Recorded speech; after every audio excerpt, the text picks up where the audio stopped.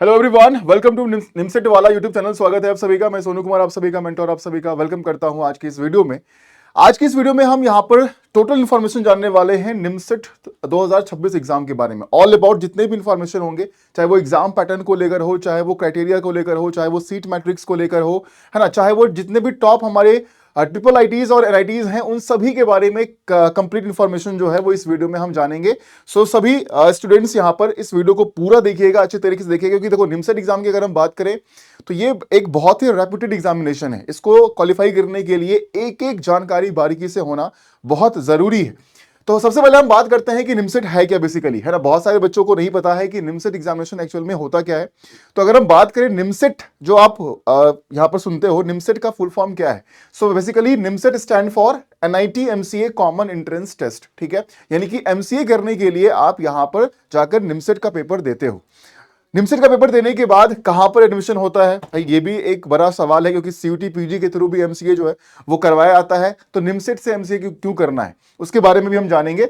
So this is basically a entrance examination conducted by national institutes of technology for admission into masters of computer application MCA programmes in NITs and triple ITs.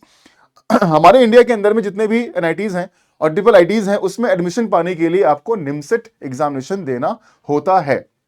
उसके बाद अगर हम बात करें तो निमसेट क्यों choose करना है। सर, जब सीयूटी पीजी से भी एमसीए हो जाता है, वैसे भी अगर हम एमसीए कर सकते हैं, तो हम निमसेट को क्यों चूज करें, है ना। ये एक बड़ा सवाल है आप सभी के मन में, दिमाग में। तो देखो, निमसेट चूज करने का पर्पस है, जो विद्यार्थी निमसेट चूज करते हैं उनके पीछे रीजंस हैं। वो रीजन आपके सामने लिखा हुआ है कि जब एनआईटी से और ट्रिपल आईटी से आप एमसीए करके निकलोगे तो आपके पैकेजेस बहुत अच्छे होंगे, है ना। रेप्यूटेड इंस्टीट्यूशन से आप करोगे तो उसकी वैल्यू जो है वो अलग होती है। तो टॉप एनआईटी, और जैसे कि देखेंगे एनआईटी त्रिची है, वारंगल है, कुरुक्षेत्र है, और जितने भी ट्रिपल आईटीज हैं वहां से आप जो है वो निकलेंगे करके MCA. Highly reputed MCA programmes with great placement records काफी अच्छे होते हैं। जो प्लेसमेंट मिलेंगे वो लाखों में मिलेंगे, यानी कि विथ कंपेयर टू अगर हम पीजीएमसी देखें तो यहां पर पैकेजेस आपके काफी अच्छे होते हैं। उसके बाद जो प्राइवेट इंस्टीट्यूशन से आप जाकर एमसीए करते हैं, उसके कंपैरिजन में अगर आप देखोगे तो यहां पर फीस जो है वो अफोर्डेबल भी है और रेप्यूटेड चीजें भी आपको यहां पर मिलते हैं। इसीलिए निमसेट एग्जाम अगर आप एमसीए करना है तो निमसेट एग्जाम को आप दीजिए। अगर हम एग्जाम पैटर्न की बात करते हैं तो एग्जाम पैटर्न में यहां पर देखो, कंप्यूटर बेस्ड टेस्ट रहने वाला है। ऑनलाइन पेपर आपका होगा, 2 घंटे का पेपर करवाया जाएगा। And total number of questions की अगर हम बात करें तो 120 क्वेश्चंस रहेंगे, जो कि टोटल 1000 मार्क्स का कराया जाएगा। अब मार्क्स के डिस्ट्रीब्यूशन क्या है वो भी हम जान लेते हैं। जो मैथमेटिक्स का सेक्शन है वहां पर 50 क्वेश्चंस आपको पूछे जाएंगे।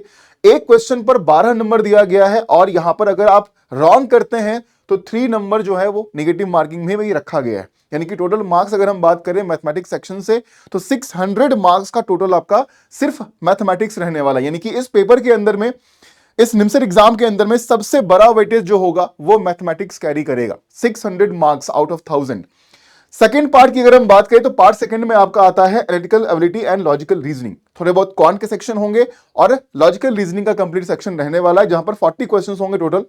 एक क्वेश्चन पर 6 मार्क्स जो है दिया गया है, और 1.5 मार्क्स का नेगेटिव मार्किंग होगा। टोटल मार्क्स जो कैरी करता है सेक्शन 2 वो है 240 मार्क्स। उसके बाद अगर हम बात करें पार्ट थर्ड में, आपके 2 सब्जेक्ट्स आते हैं, computer awareness and general English. Computer awareness के 20 क्वेश्चंस होंगे, ठीक है, जो कि यहां पर एक क्वेश्चन जो होगा वो 6 मार्क्स का होगा, 1.5 का नेगेटिव मार्किंग, टोटल मार्क्स जो होगा वो 120 होगा। जनरल इंग्लिश 10 क्वेश्चन, एक क्वेश्चन 4 नंबर के, और 40 मार्क्स का आपका जनरल इंग्लिश का सेक्शन रहने वाला है। तो ये आपका एग्जाम पैटर्न है। ये चारों सब्जेक्ट्स जो हैं, 5 सब्जेक्ट्स वैसे हो जाएंगे। मैथमेटिक्स हो गया, थोड़े क्वांट के सेक्शन होंगे, फिर रीजनिंग, कंप्यूटर अवेयरनेस और इंग्लिश। ये कंप्लीट पेपर आपको देना है निमसेट का। उसके बाद अगर हम बात करते हैं तो क्राइटेरिया यहां पर क्या रखा गया है, आप कैसे एलिजिबल हो सकते हैं यहां पर।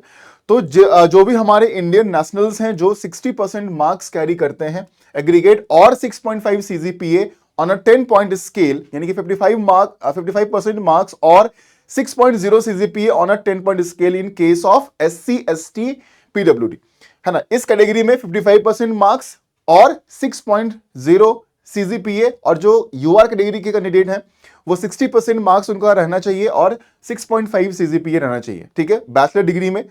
या फिर any UG programme of minimum 3 years अगर आपने कोई किया है विथ मैथमेटिक्स और statistics as a one of the subject, जहां पर मैथ या फिर स्टैटिस्टिक्स एक सब्जेक्ट रहा है तो आप सभी एलिजिबल हैं। अगर आपने बीई बीटेक किया है, ठीक है, कोई रिकॉग्नाइज्ड यूनिवर्सिटी से, तो you are eligible to appear for NIMCET, right. तो यहां पर जो भी परसेंटेज वगैरह दिया गया है उसके अकॉर्डिंग चीजें जो है वो रहे।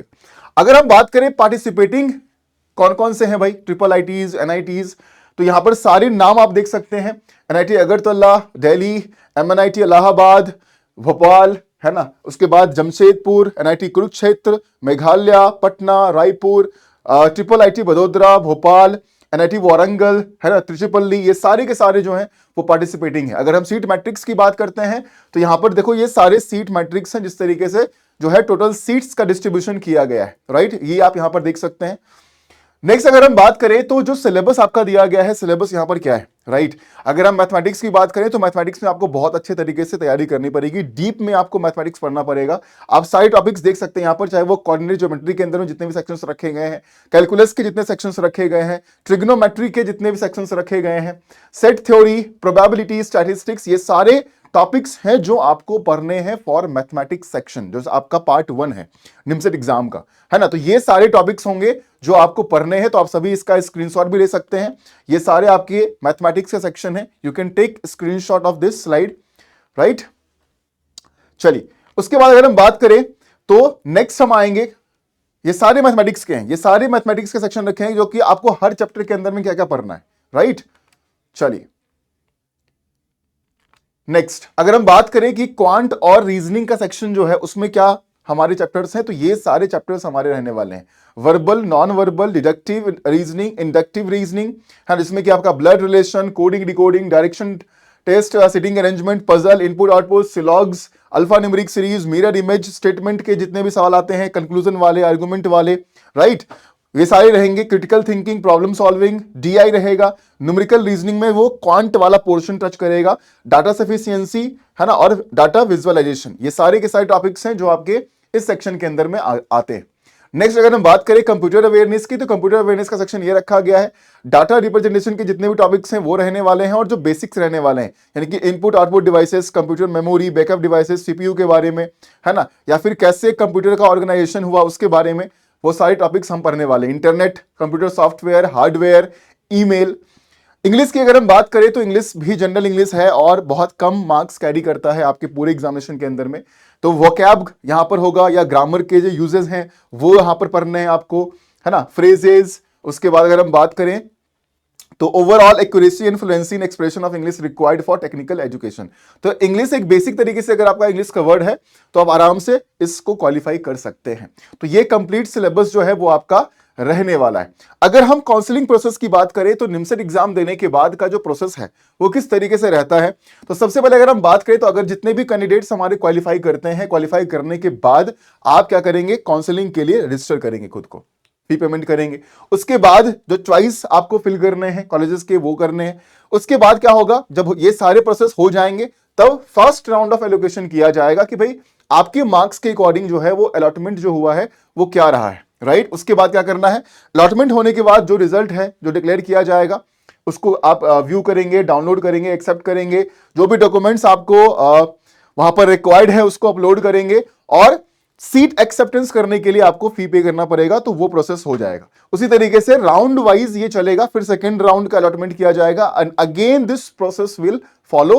तो ये पूरा प्रोसेस रहने वाला है, ठीक है। ये होगा कब, एग्जाम देने के बाद, जब रिजल्ट आउट कर दिया जाएगा, ठीक है। तो ये कंप्लीट इंफॉर्मेशन आपका रहा है निमसेट एग्जाम के बारे में। अगर आपके माइंड में कोई भी कंफ्यूजन है, कोई भी डाउट है, तो आप सभी नीचे कमेंट सेक्शन में अपने डाउट्स को, अपने क्वेरी को निमसेट को लेकर जो भी है, चाहे वो सब्जेक्टिव हो, चाहे वो एग्जाम पैटर्न को लेकर हो, चाहे कॉलेजेस को लेकर हो, अलॉटमेंट को लेकर हो, कोई भी सवाल अगर है तो नीचे कमेंट सेक्शन में आप सभी जरूर मेंशन करिएगा। वहां पर आपके सवालों के जवाब दे दिए जाएंगे, और बाकी बने रहिए निमसेट वाला यूट्यूब चैनल पर। Thank you so much.